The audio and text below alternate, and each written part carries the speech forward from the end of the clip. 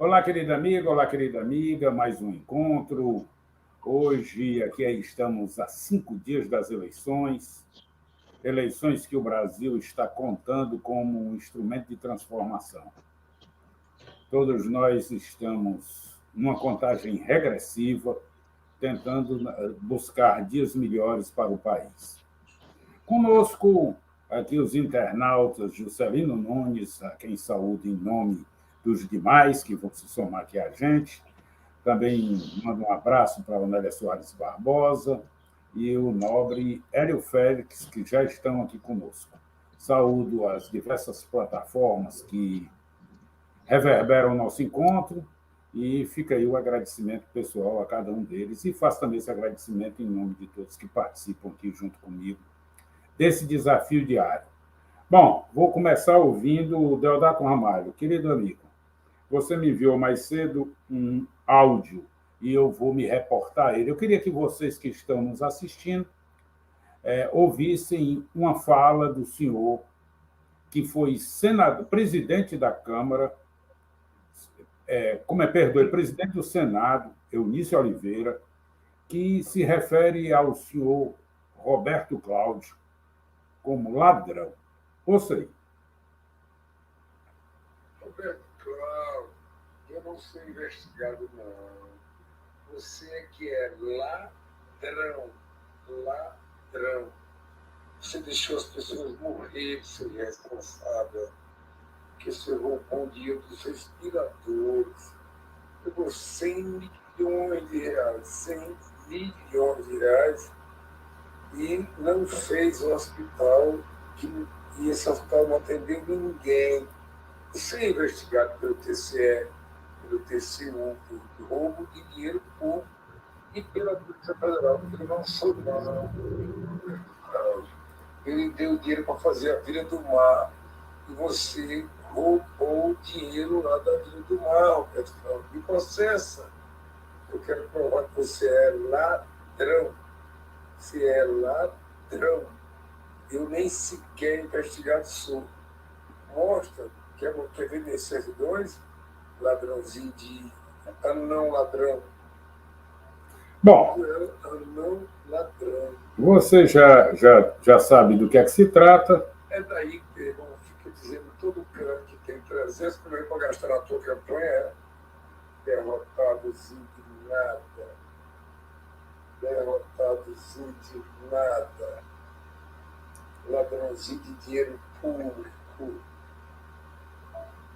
Bom, senhores, vamos ouvir aqui os comentários de Deodato Ramalho.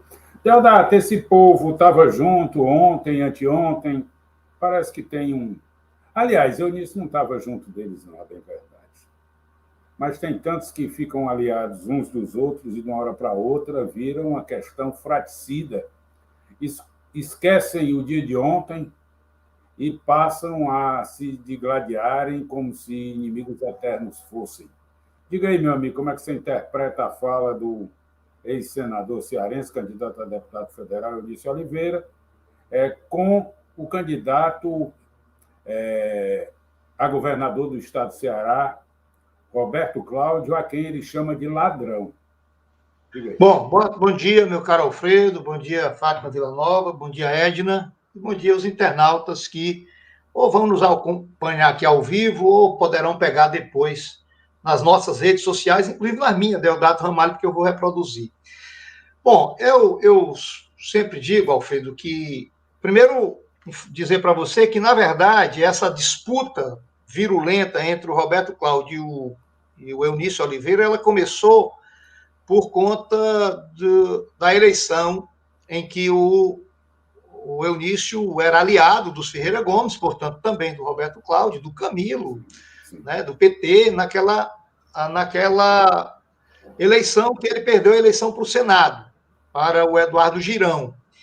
E, estatisticamente, está demonstrado que ele perdeu a eleição, inclusive foi poucos votos, por conta da traição do Roberto Cláudio à candidatura dele. Então, a partir daí, eles começaram, os três, né?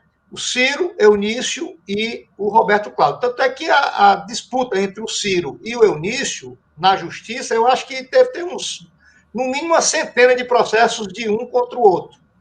E agora, esse episódio em que, após o Roberto Cláudio fazer alguns ataques ao Eunício na propaganda, o Eunício traz esse áudio duríssimo, né, que está circulando aí nos grupos sociais. Eu acho, muitas vezes as pessoas não gostam muito de que esses fatos venham à tona em época de eleição. Eu acho que o problema não é esse. Eu digo muito que quando as comadres se estremecem, a verdade aparece.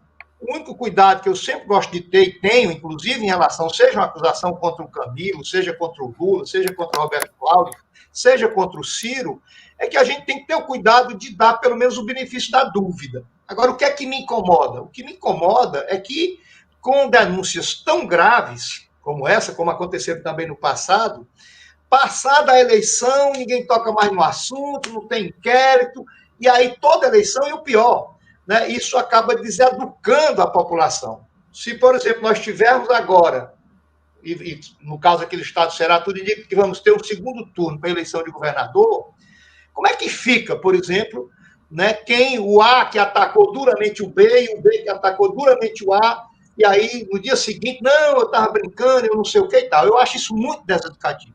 Eu acho que deve sim vir a público denúncias quando o denunciante tem, de fato, elementos para fazer a denúncia.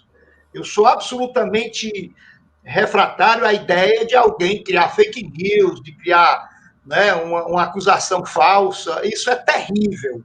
Né? Isso além de não educar politicamente, isso demonstra a falta de caráter de quem faz. Eu não sei se o que o Eunício está dizendo é verdade ou não com o Roberto Cláudio. Agora, eu penso que, como ele disse, desafiou o Roberto Cláudio para que o Roberto Cláudio o processe pelo que ele está dizendo, eu acho que o Roberto Cláudio, se não responder, fica muito mal na fita, porque as acusações são muito graves. Muito bem. Inclusive, Alfredo, faz uma referência numa espécie do guru aí do Roberto Cláudio, especialmente nessa questão de dinheiro, que é o irmão do Roberto Cláudio, que age realmente, é um grande articulador nas sombras, né, que é suplente de senador do Cid, e diz que essas vagas são conquistadas com base na grande fortuna que ele teria. Eu não conheço, fala-se que é um homem milionário, né, e que era ali uma espécie de primeiro-ministro na gestão do Roberto Cláudio. Esse senhor me processou, porque eu disse que ele ganhava R$10 mil por mês na prefeitura, enquanto nas empresas ele faturava R$1 milhão por mês, querendo saber que interesse o movia para estar na prefeitura de Fortaleza ganhando uma merreca, 1% do que ele embolsava, supostamente legal. Bom, mas favas contadas, o processo foi para o arquivo e a minha pergunta ainda continua no ar. Doutora Fátima Villanova, governadora Isolda Sela desfiliou-se do PDT e anuncia apoio a Elmano de Freitas, do PT. Então, eu lhe pergunto, é o fim do comando dos Ferreira Gomes? O Ceará vai se livrar dessas pessoas que utilizam a máquina pública para viver como sanguessuga? Diga aí. Assim, no português muito claro, sem subterfúgio nenhum. Pois é, olha aí, galera, sanguessuga, viu, meu irmão? É esse o termo. Bom, diga aí, minha amiga. Bom dia, Alfredo, bom dia aos amigos, bom dia a todos que nos acompanham. Essa é a crônica de todos os dias da política, né? Para mim não me surpreende, né? Ela foi preterida e tal, e ela então se desfilia, isso é muito natural, isso aí eu encaro com naturalidade, né? Ela está muito insatisfeita, né? Então ela acha que não houve justiça em relação a ela, porque sempre esteve no governo e ajudou muito na questão da educação do Ceará, então ela tem o grande valor dela, então ela está insatisfeita, e quando a gente está insatisfeito tem que sair mesmo, né? É isso mesmo. Com relação ao Ferreira Gomes, se vão continuar mandando no Ceará e tal, isso aí que vai decidir a população.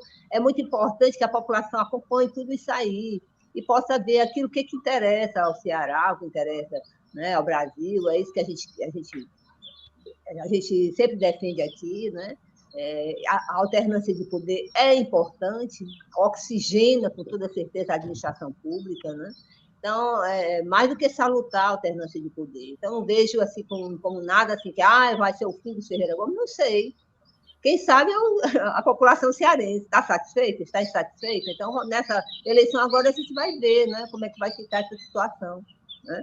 A gente espera o seguinte, que o Ceará ganhe, seja quem for, que a gente possa caminhar para frente, né? Caminhar para frente e ver as graves carências do Ceará, né? Ainda se tem carro-pipa no Ceará. As pessoas ainda precisam de um carro-pipa, quando você poderia cavar poços profundos, não é isso? Então, isso é uma tragédia social muito grave. Eu fico indignada quando eu vejo carro-pipa no interior. Puxa vida, cadê os poços profundos? Por que não fizeram isso aí? Já estão no atraso de quantos anos, né? Então, é isso. Então, sai governo, entra governo, e a gente vê a miséria do mesmo jeito, né? Então, isso precisa mudar no Ceará. Então, que a gente possa ver aí o que vai acontecer. E outra coisa muito interessante a gente ver é o seguinte, os parlamentares, esse ano é um ano eleitoral que você tem que cuidar de eleger bons representantes para as casas legislativas. Que as casas legislativas não sejam só para homologar, né? Homologar só para assinar, para concordar, dizer amém. Não, é para discutir os problemas do Brasil, do Ceará, dos diversos estados. Então, tem que fazer assim, tem que fiscalizar, tem que legislar e fiscalizar, mas não é para executar emendas, né, de orçamento. Então, a gente precisa caminhar para frente, né? Não para trás. E vamos em frente. Bom, doutora Edna, seu som. A violência política tem sido marca constante dos últimos dias, pelo menos. De domingo para cá, um PM foi baleado por um policial em discussão política. Eu não sei se quem atirou no outro era bolsonarista ou petista, não sei, eu confesso que eu não sei. Mas, em contrapartida, aqui no interior do Ceará, uma pessoa chega num bar, pergunta se tinha eleitor do Lula, lá se apresenta como tal, e alguém pegou uma faca, esse senhor pegou uma faca e mata o petista a golpes de facada. Eu lhe pergunto, eu fiz um comentário ontem que andei em vários estados do Nordeste, nesses dias que passei ausente aqui do programa, e o sentimento é que, pelo que a gente vê nas ruas, só há eleitores do Bolsonaro, não existe eleitores de outra corrente política. São os únicos que têm adesivo nos carros, são os únicos que têm camisa nas ruas, são os únicos que usam verde e amarelo, tem bandeirinha do Brasil pendurada nos apartamentos. Parece que é proibido aos demais terem liberdade de expressão. Eu lhe pergunto, a violência, se não houver reação, ela será consentida? Diga aí. Bom dia a todos e todas, bom dia aos cyberespectadores, Alfredo Marques, meu amigo, Deodato Ramalho, a Fátima Villanova. Gente, o povo do nosso campo de esquerda, do campo progressista, alguns que eu tenho visto estão com medo, estão temerosos mesmo de andar com as suas camisas vermelhas, com seus símbolos e a demonstração do campo que você representa. Eu mesma, olha, eu vou mostrar aqui, eu tenho essas bandeirinhas, né? Essa aqui, ó, dá para ver? Lula e Alckmin. E tem essa outra, que é para dizer que a bandeira do Brasil também pertence ao 13. E a nós que somos patriotas e que defendemos os trabalhadores. Então, o que é que eu faço? Eu coloco as bandeiras e saio com a minha bandeira.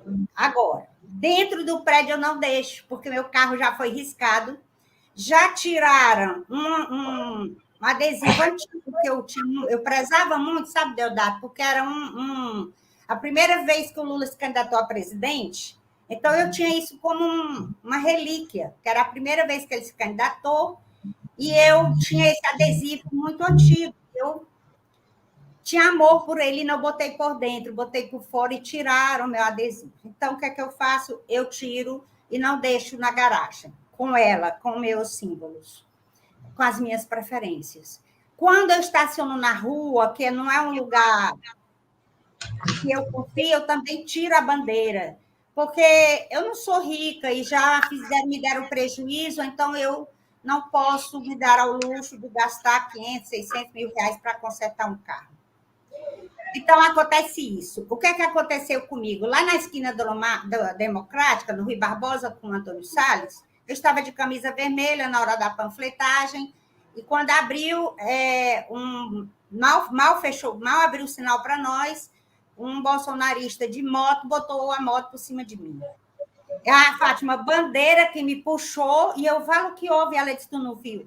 E a gente, aqui no calor das emoções, as eleições estavam muito próximas, isso foi em 2018, a gente não pediu as câmeras, né? A cópia das câmeras, para a gente ver quem era e ajuizar ali um processo, porque não se pode admitir isso. Falta quantos minutos? Falta pouco, né, para mim? Segundos. Hã? Segundos.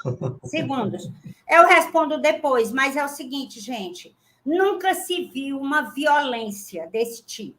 A gente já viu no tempo do coronelismo, me dê só uns segundinhos, no tempo do coronelismo, de coisas muito antigas, gente, quando eu ainda era adolescente, mas do nível que está agora, da pessoa chegar num local e perguntar quem é petista aqui, quem vai votar no PT, e você esfaqueia e tira a vida de uma pessoa, eu não preciso perguntar de quem é essa pessoa e qual a ideologia dessa pessoa. Dá para a gente saber claramente que ele é contra o lado progressista e o lado do campo de esquerda. Então, é preciso providências, só estou concluindo, e é preciso punição de acordo com o agravo.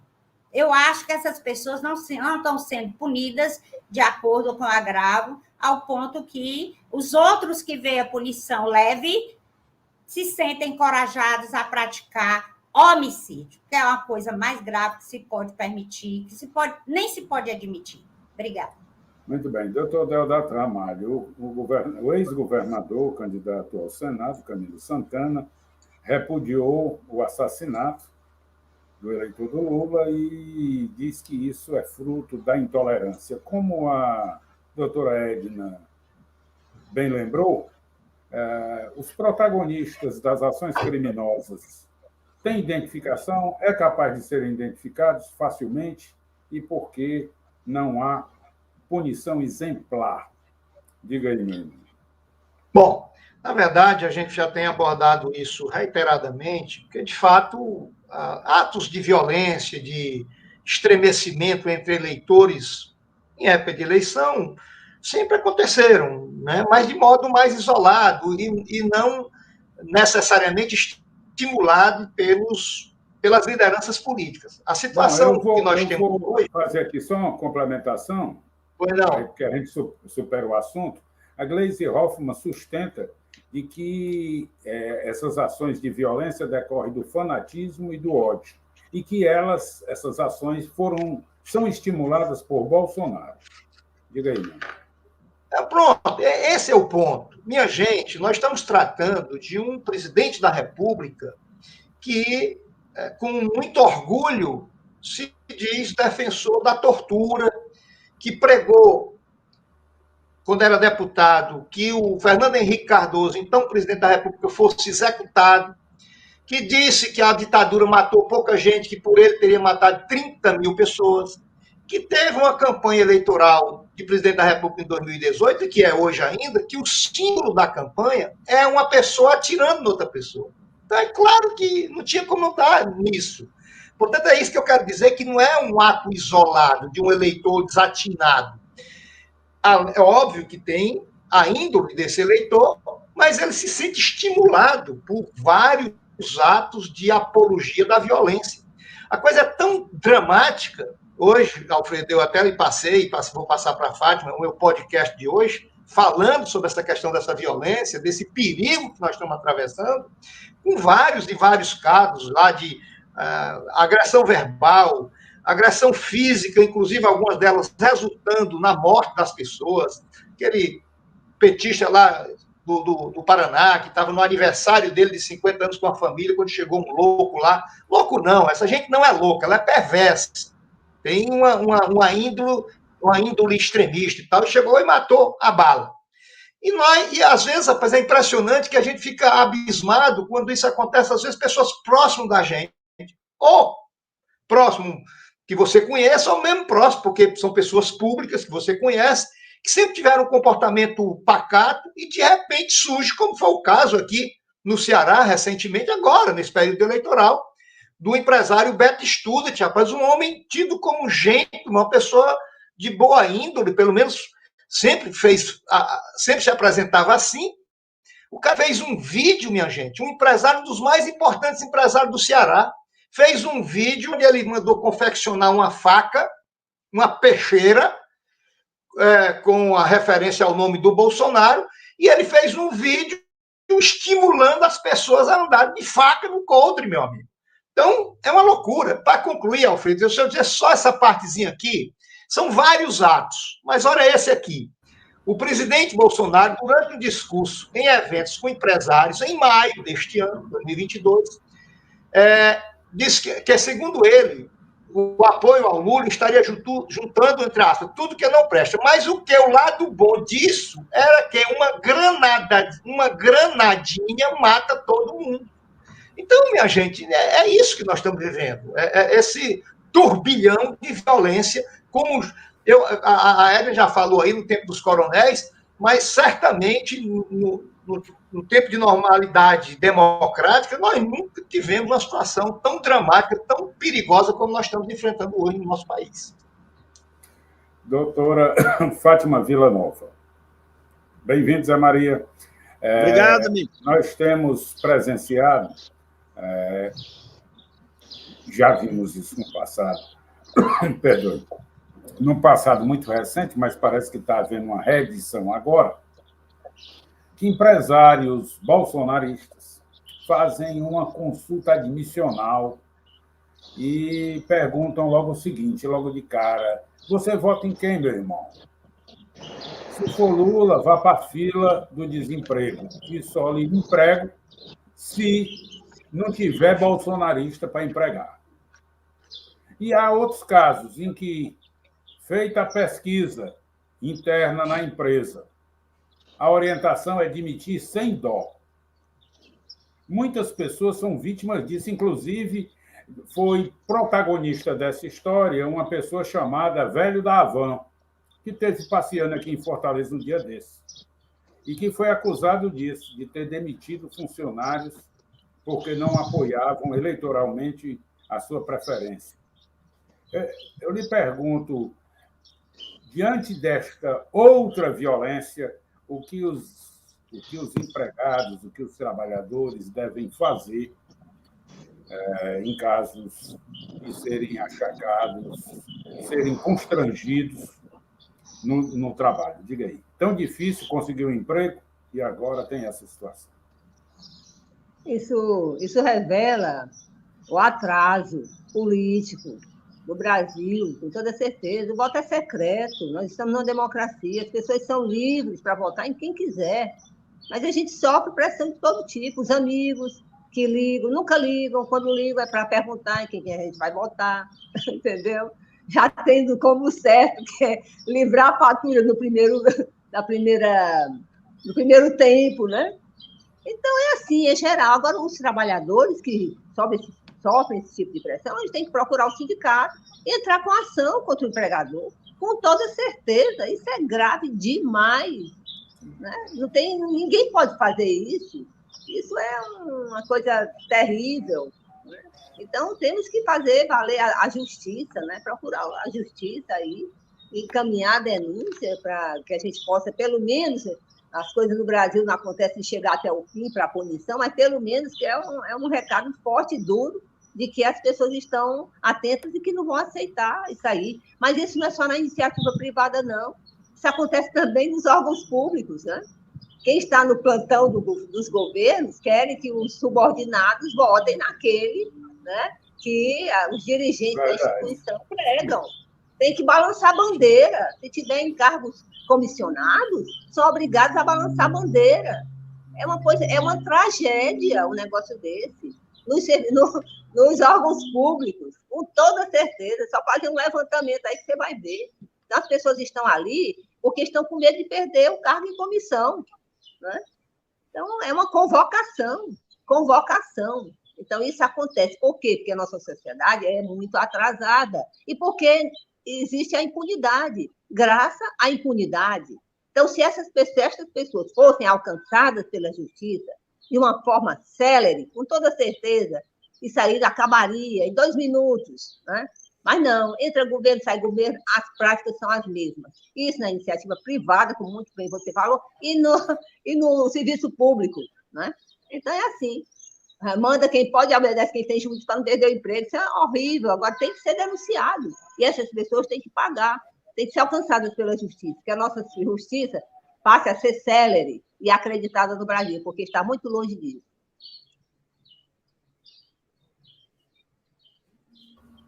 Bom, ontem nós tivemos conhecimento de uma pesquisa que foi divulgada, uma pesquisa IPEC, da Rede Globo, encomendada pela Rede Globo, e que dá conta de uma subida de 1 ponto percentual do Lula, se aproximando de vitória no primeiro turno. Teria 52% contra 34% de Bolsonaro, e reunidos todos os demais candidatos contra ele, eles teriam menos que 50% dos votos. No caso aqui, ele tem 52%, os outros teriam 48%. Ainda que houvesse erro, na margem de erro, eles estariam empatados no limite da margem de erro, considerando que um subisse e outro descesse. Mais 1%, a coisa fica sepultada. Eu lhe pergunto, diante de tantos apelos, Edna, diante de tantos apelos de não ter segundo turno, como do voto útil, você acredita que esse discurso está sendo assimilado pela população? Como é que você analisa a questão? Sim, eu acredito que está sendo assimilado em parte, né? Evidentemente que uns não, parte dos eleitores não aceitam, mas em grande parte eu acredito que sim. E a tendência é aumentar. Sempre foi defendido o voto útil, muito embora agora esteja mais acirrado, porque os artistas estão se manifestando, então está sendo de forma mais forte, né? Que é o Caetano Veloso, o Chico Santa Cruz e outros já estão pedindo e falando do voto útil. Mas por quê? Por causa da fase que nós estamos vivendo. Nós estamos vivendo uma divisão entre o ódio e a paz, né? Entre aquele que estimula o ódio e aquele que só fala de paz, de pacificar o país, e aquele que reúne consigo os melhores quadros políticos do país. Então, eu acho que sim, que vai reverberar mais, vai conseguir trazer mais pessoas. Quanto aí, você não me fez a pergunta, mas eu gostaria de falar, quanto ao discurso de dizer que o voto útil é fraude, não, porque a mesma pessoa que está dizendo que o voto útil é fraude já teve esse discurso anteriormente, já usou desse instrumento anteriormente. Então, nesse momento, se nós temos 2 que estão com maior possibilidade de vencer, e tem outro que está bem longe, e nós estamos numa situação muito difícil, porque Deus nos guarde, ninguém mais suporta nem 6 meses de um governo Bolsonaro. Imagine 4 anos. Com 4 anos, se nós já estamos com terra arrasada, já estamos no caos, com 4 anos, gente, eu vou embora do país e volto, que eu volto, vou ficar lutando pelo meu país. Mas eu não vou suportar, porque o meu coração não vai aguentar, eu não tenho mais saúde para isso.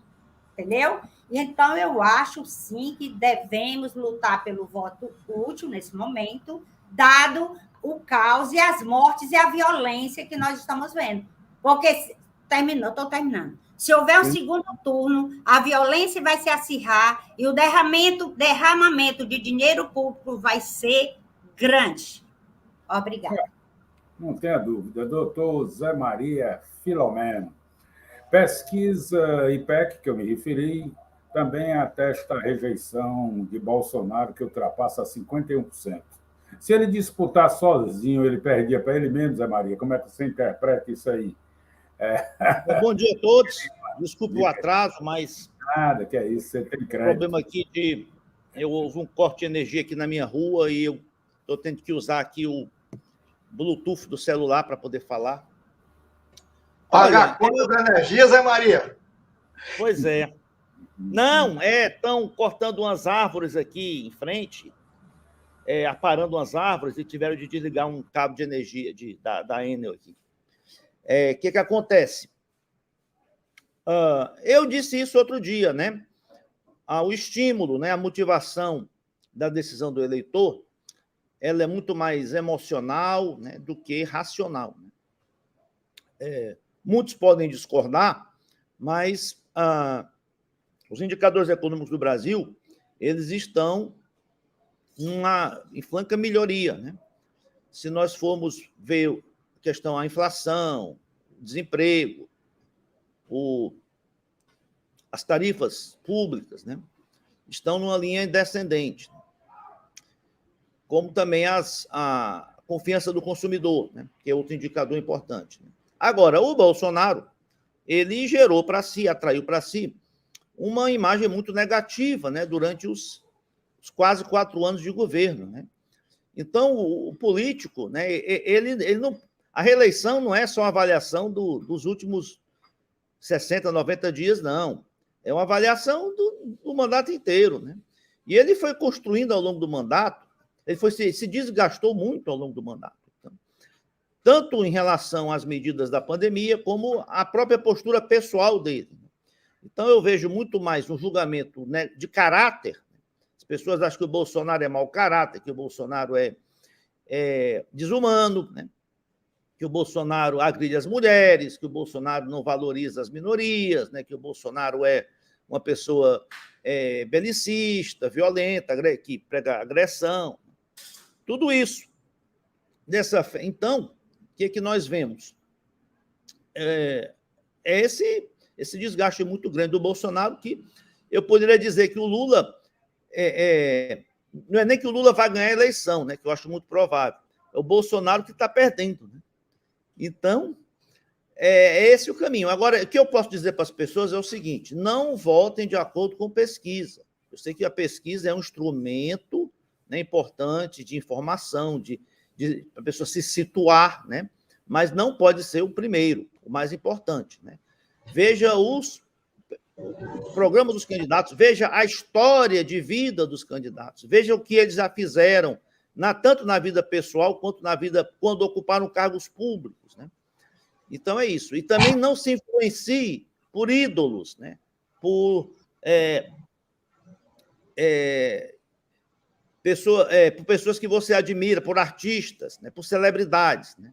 Tá certo? Saiba separar o jogador de futebol, o atleta, o músico, o cantor, o ator, né?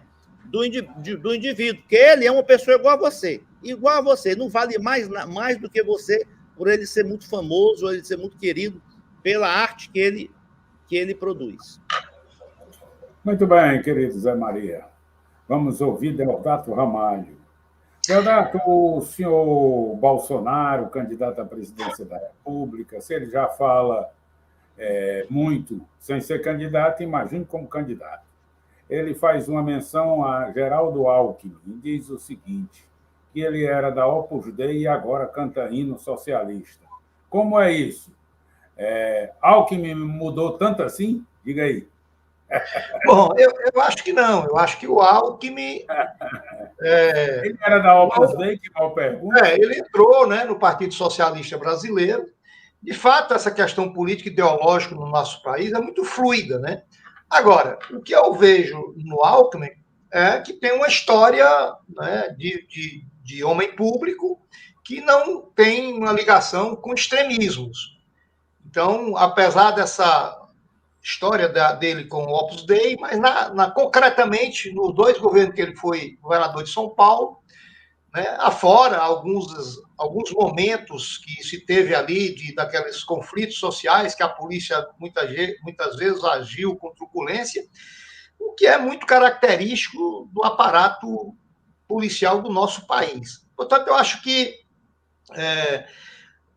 essa possibilidade dessas coligações e dessas alianças, especialmente nesse momento, eu acho que o Lula disse recentemente, e eu concordo com ele, que ele não é mais o candidato do PT. Ele é o candidato de uma ampla frente democrática que inclui os setores da direita civilizada. Eu acho que é nessa linha que a gente deve entender. Mas eu queria me reportar, Fátima, só para uma informação, e aí eu concordo com você, eu sou do interior, Fátima. A minha vida, a minha infância foi em fazendas, do meu avô, do meu pai e tal, e conheço profundamente e sou apaixonado pelo interior. Então, eu convivi com todos os dramas do nosso sertão com relação à água. Eu não sei exatamente o número, sabe, Fátima, mas nós tivemos 2 programas extraordinários, um federal, que foi o programa de construção de cisternas para dotar o nosso sertão do Nordeste de cisternas, feitas pelo governo federal, no governo Lula e governo Dilma. Foram milhares. E aqui no estado do Ceará, no governo do Camilo, teve um programa muito interessante de perfuração de poços profundos. São também, eu não sei exatamente o número, mas sei que são centenas e centenas que foram feitos nesse período. Isso, evidentemente, que isso não significa dizer que não tenham alguns outros para serem feitos, mas eu acho que é importante dar esse registro. Mas, ainda em relação, por último, à questão do voto útil.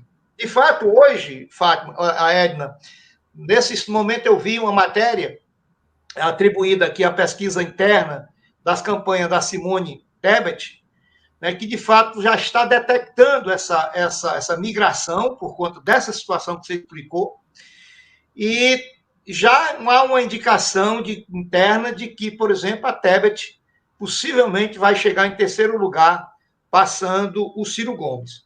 E esse discurso, a retórica em relação ao segundo turno, primeiro turno, eu vi hoje alguém dizendo que o Amarildo Macedo fez um artigo muito engraçadíssimo, né? Como se ele dizendo que tem que ter necessariamente eleição em segundo turno para que tenha mais legitimidade. Ora, se o sujeito ganha, uma pessoa, um candidato ou uma candidata ganha em primeiro turno, ou seja, tem mais de 50% dos votos, então a legitimidade ainda é muito maior, porque vai, inclusive, se eleger sem necessidade de flexibilizar, de contemporizar, de diminuir o seu programa para poder se conciliar com grupos que perderam a eleição.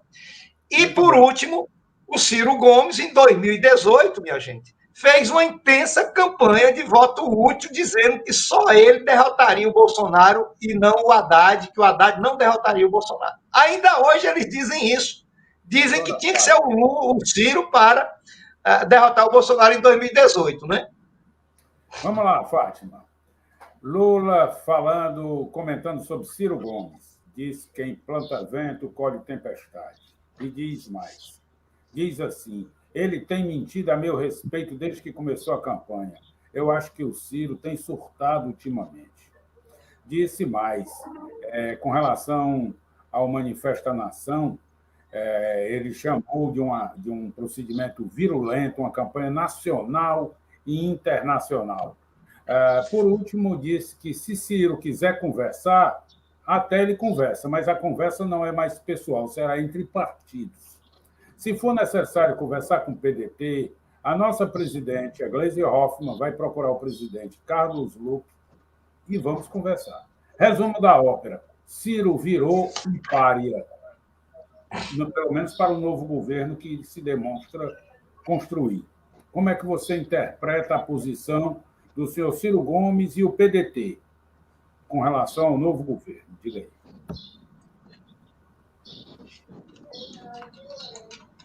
Eu penso o seguinte, que a gente só ganha, só pode dizer se está perdido, o jogo está perdido, quando se joga, né?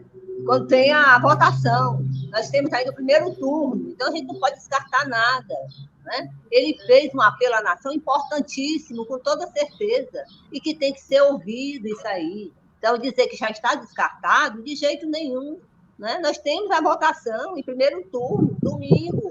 Então, o jogo está sendo jogado, né? Então, as pessoas vão se informando, vão verificando, vão analisando. Então, a partida não está ganha, não, sem jogar, não. Para ganhar o jogo, se tem que jogar, né? Então, não se pode ganhar porque é um time muito bom, porque as pessoas se acham maravilhosas, os melhores jogadores. Não, vamos jogar, né? Vai ter a disputa no primeiro turno, depois vai para o segundo turno, né? Então, você já rifar as pessoas, então ele tem sofrido. Aliás, fora desses dois aí, todos os outros têm sofrido, com toda certeza, porque é como se não houvesse nem a necessidade da eleição, da votação, porque tem as pesquisas, né? As pesquisas estão querendo se arborar no direito de substituir, né, o voto das pessoas. Então, Na última eleição teve isso, certeza. a presidente? Então, não, o pessoal não está defendendo a ideia de que ninguém vote no primeiro turno, não, Fátima. Ninguém está substituindo, não. Aí tem que votar. Com essa pressão para votar no Lula, porque só pode ser o Lula, não. Só o Lula derrota o Bolsonaro, só o Lula é a solução para o Brasil, pelo amor de Deus. Do Ciro em 2018. A Fátima está falando, Deodoro. Vamos saber dos compromissos dos demais, né? Então, o Lula, se está achando ruim, porque o Ciro está falando muita coisa que não é verdadeira, que acione a justiça, que processe, né? E não só ele, quem quer que esteja achando que os adversários estão aí, né, extrapolando, então que acione a justiça. Né? Então, a justiça existe para isso, né? Agora que ela precisa funcionar para alcançar todos, indistintamente. Então, é isso. Então, esse momento é que as pessoas têm que parar, analisar, deixar as paixões de lado, não deixar se impressionar por pesquisa. Pesquisa não manda no seu voto. O voto é seu, é individual. Você não aceita pressão de quem quer que seja. Na urna é você e o seu voto é a sua consciência. Você não tem que estar dando satisfação do seu voto para ninguém. Para ninguém. Então, você tem que pensar no Brasil, né? Tem que pensar no Brasil. E votar não olhando para o passado, vendo o que já aconteceu no passado. E olhar para o futuro e dar oportunidade também para quem queira vir trabalhar pelo Brasil, para mudar muitas coisas que precisam ser mudadas no Brasil. Então, repetir o velho, né? O mesmo discurso, mais do mesmo, onde é que nós vamos chegar? Com toda certeza. Então, a gente precisa passar ali para o Brasil, e não é repetindo os mesmos erros, né? Que a gente vai conseguir avançar. Olha, me permita deixar só um registro. Não é o Lula que está pedindo para as pessoas votarem, deixarem de votar no Ciro para votar nele. E não é a campanha do Lula. São pessoas espontâneas que estão pedindo isso. Obrigada. Bom, nós vamos lhe ouvir, Edna. Há duas questões agora que estão postas. Você falou agora que as pessoas estão mudando de posição ou assumindo posição.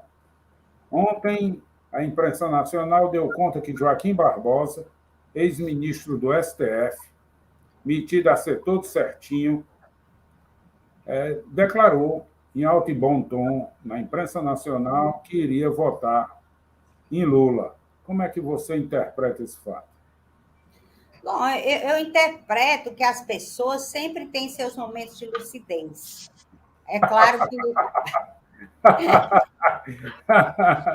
sempre tem seus momentos de lucidez. Seletividade, né? Por favor, garanta a minha fala e me dê meu tempo. Por favor. Sim, senhora. Não quero roubar a fala de ninguém. Sim, senhora. Já interrompi o meu amigo aí uma vez e peço perdão, mas eu acho que eu preciso ter tempo para falar meu raciocínio. Vamos lá. Eu acho assim, meu nome dele, hein? O juiz? Joaquim Barbosa. Joaquim Barbosa. Para mim, essa declaração dele é de grande valor, porque ele é uma pessoa que foi muito importante no mensalão, importante não para mim, importante para as pessoas que estavam engendrando o golpe, preparando o golpe. Assim como em Roma foi preparado o caminho para a vinda de Jesus Cristo, que passou muitos anos, assim foi o mentirão, em parte verdade, em parte mentira, que preparou o caminho para o golpe. Então, eu acho que é de grande valor a declaração dele. E aí é o que eu digo, são as pessoas, é a sociedade que está se manifestando. Nenhuma vez o Lula, até por questão de ética, tem pedido isso. Nenhuma vez. Mas para eu não perder o meu raciocínio, eu até escrevi. Eu me emociono e às vezes eu perco. Primeiro, eu queria chamar a atenção para esse meu, como é? Está aqui, ó, meu adesivo. Não é pecado votar em Lula, tá? Porque as igrejas vêm de longe do templo e vêm de longe da fé alheia. Estão dizendo nos púlpitos que, para alguns evangélicos, que quem votar no Lula não vai ter salvação. Então, nós da Frente Evangélica, estamos produzindo materiais dirigidos para essas pessoas. Outra coisa, em relação de dizer, é só o Lula que pode resolver a situação, não, é porque ele tem mais probabilidade de ganhar. E as pesquisas, elas são por amostragem, elas são científicas, pode errar? Pode, mas elas estão mostrando que ele é que tem mais possibilidade de vencer o pleito. Muito embora eu admita, sabe, Fátima, que a gente possa ter surpresa, mas faz parte do jogo. A sociedade se manifestar pedindo para a gente fechar a fatura agora, até porque com medo da violência e do derramamento de dinheiro público, porque o nosso presidente da República ele não tem limites, ele não respeita regras. E aí eu quero dizer, não votem baseada apenas em pesquisa. Considere as pesquisas, mas alinha isso ao que o candidato fez. Por exemplo, Lula governou por 2 mandatos, o país não se transformou em comunismo, ele não... Como é? Concluí aí. Tá bom, mas olha, eu tenho visto que algumas pessoas passam do tempo e você fica quietinho. Não, eu lhe dei 3 minutos depois que a senhora começou a falar. Ok, amor. Pronto, eu estou terminando. É bem rápido. Vou só ler. Não estou tirando tempo de ninguém. Eu vou ler que é mais rápido. Votem pelo projeto, votem pelo que ele já fez. Eu recomendo o voto no Lula porque ele foi o melhor presidente de todos os tempos, governou por todos, saiu com 83% de aprovação, sendo o mais investigado de todos os políticos do país. Nada foi encontrado para aprovar as acusações que lhe foram atribuídas. E tenho dito. Muito obrigada, bem. Alfredinho. Obrigada. Que é isso. Doutor José Maria Filomeno, 2 questões. Alexandre de Moraes, quebra sigilo de assessor do presidente da República, assessor da presidência da República. Olha o que se trata. Áudios, fotos, textos trocados pelo tenente-coronel Mauro César Barbosa Silva, acionário da presidência da República, dão conta de que existem depósitos fracionados e saques em espécie nos mesmos moldes efetuados pelo senhor Queiroz em favor da primeira-dama, a senhora Michele Bolsonaro. Tem mais.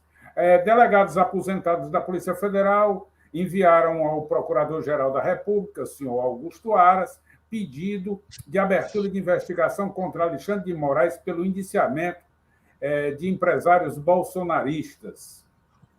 Eu lhe pergunto aqui com relação a esse assunto, você vê competência de delegados aposentados da Polícia Federal a ajuizar demanda contra o ministro da STF?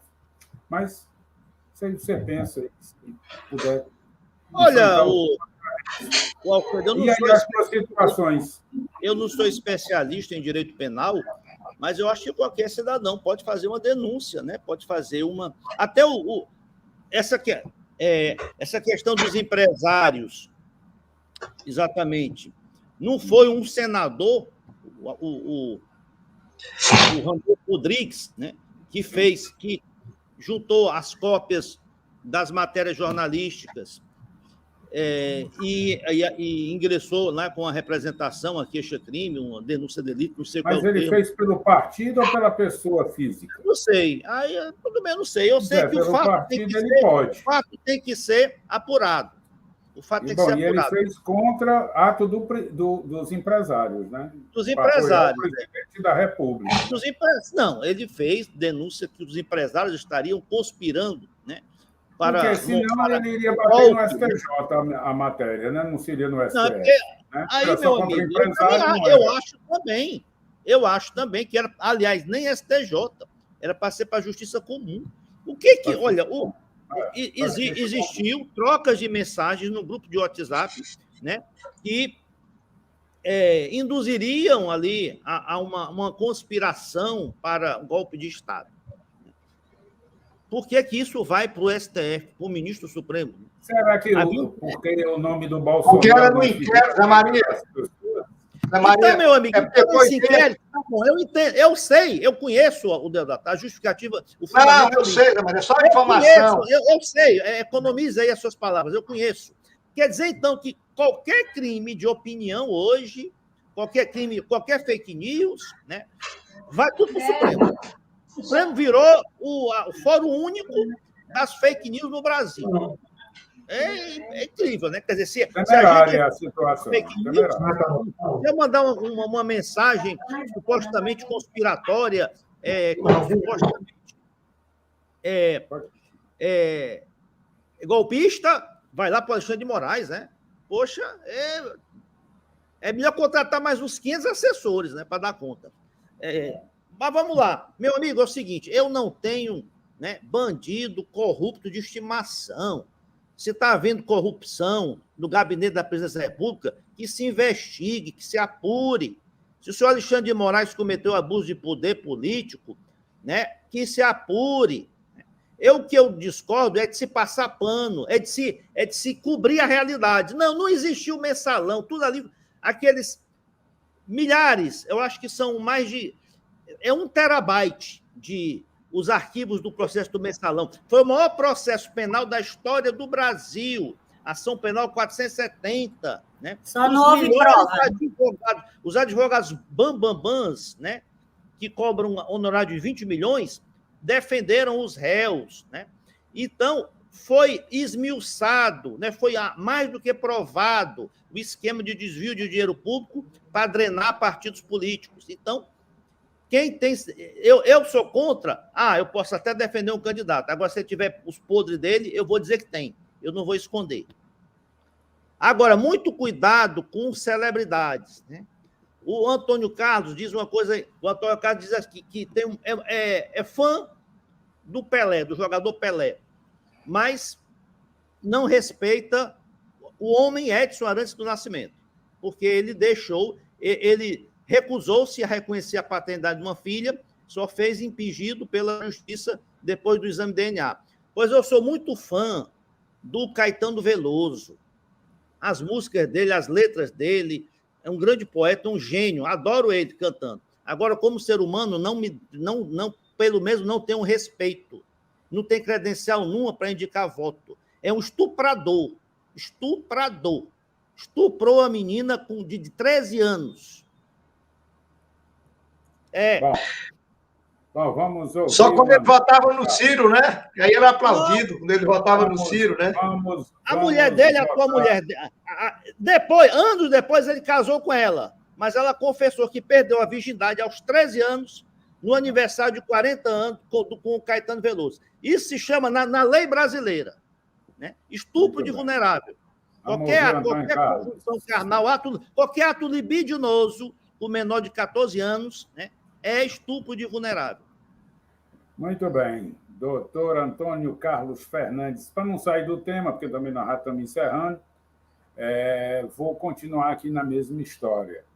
Alexandre de Moraes quebra sigilo bancário do assessor da Presidência da República por depositar dinheiro na conta da primeira-dama. Agora, isso foi ontem. Tem mais.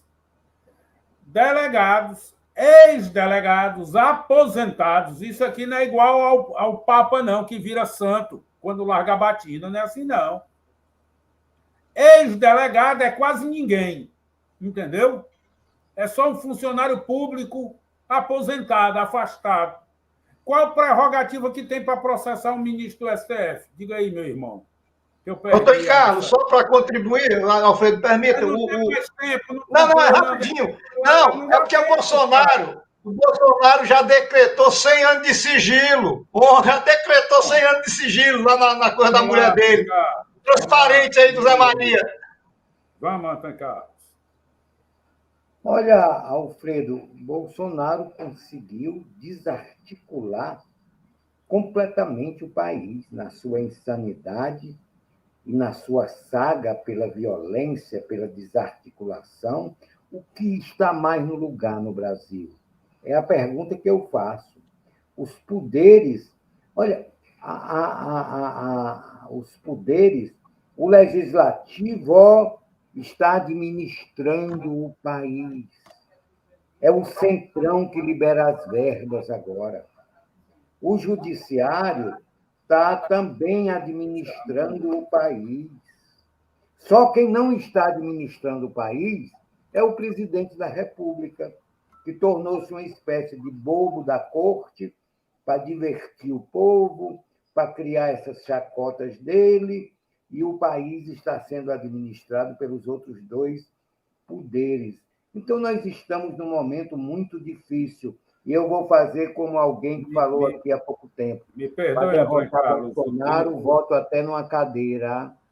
Me perdoe, mas o tempo, infelizmente, acabou. Vou cortar a sua palavra só para a gente cumprir aqui o nosso tempo. Me desculpa, mas amanhã vou retribuir a sua atenção e a sua paciência por falar.